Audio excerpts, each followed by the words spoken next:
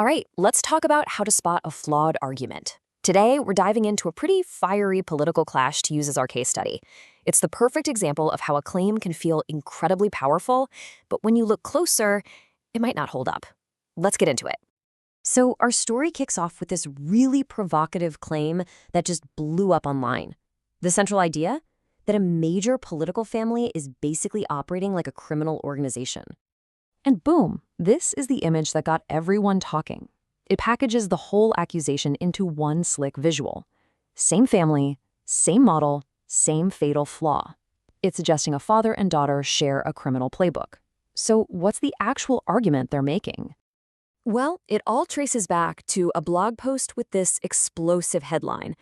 The core claim is that we're looking at a family business where a former president and his vice president daughter use actual criminals as assets for their political operations.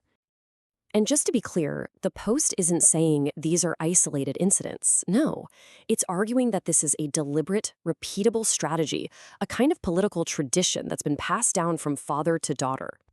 Now, if you're going to make an accusation that huge, you better have some receipts, right? So let's take a look at how the blog actually tries to connect the dots and build its case, point by point. Okay, so pillar number one of their argument is all about the father, former President Rodrigo Duterte. The blog points to this pretty shocking admission he apparently made under oath in a Senate hearing, that he had a death squad, that they were gangsters, not cops, and that he ordered them to kill people. Then we get to pillar number two, which focuses on his daughter, Vice President Sara Duterte. And here, the post alleges that she followed a pretty similar playbook, reportedly hiring a convicted kidnapper to be her bagman, basically to handle and move dirty campaign money for her. And this is where they try to tie it all together into a neat little package. The blog lays out what it calls an identical 6-step pattern. You recruit criminals, use them, operate off the books, and when they're no longer useful, you just ditch them. It really does paint a compelling picture, doesn't it?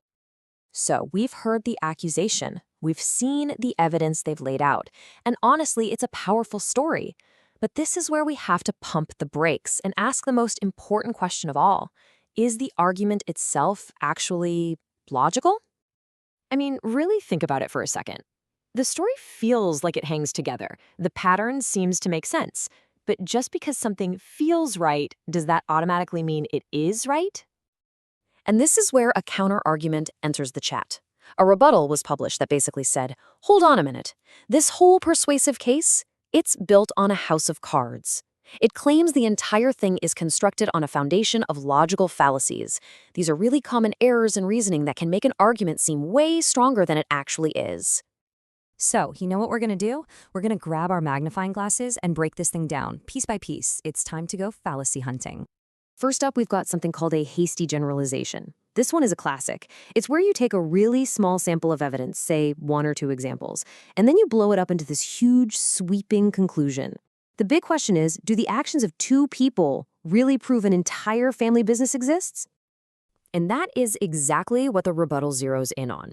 It says that taking the alleged actions of 2 individuals and then concluding that it proves an entire Duterte family business or a family tradition, well, that's a massive leap. It's a textbook hasty generalization. All right, next on our list, guilt by association. You've definitely seen this one before. It's when you try to make someone look bad, not because of what they did, but because of who they're connected to. It's like saying, well, your friend is a jerk, so you must be a jerk too. The rebuttal argues the blog does this big time. By constantly linking the daughter's alleged financial crime to the father's admitted death squads, it's basically trying to judge her by her father's actions. But the question this fallacy makes you ask is that a fair or logical connection to make? Now, let's get into the false analogy. This one's a little sneaky. It's when an argument compares 2 things that seem similar, but the ways they are different are actually way more important, which makes the whole comparison misleading. And this slide really lays out the rebuttal's point. It argues that calling killing people and moving money the same model is a false analogy. I mean, check it out. One is about killing people, the other is about moving money. The rebuttal's position is that, even if both things are illegal, their scale and nature are just too different to be called the same thing. Ah, the slippery slope. You hear this fallacy all the time in arguments. It's the idea that if we allow this one small thing, A, to happen, it's going to set off an unstoppable chain reaction that will inevitably lead to Z, a total disaster. In the rebuttal spots this in the blog's super dramatic conclusion.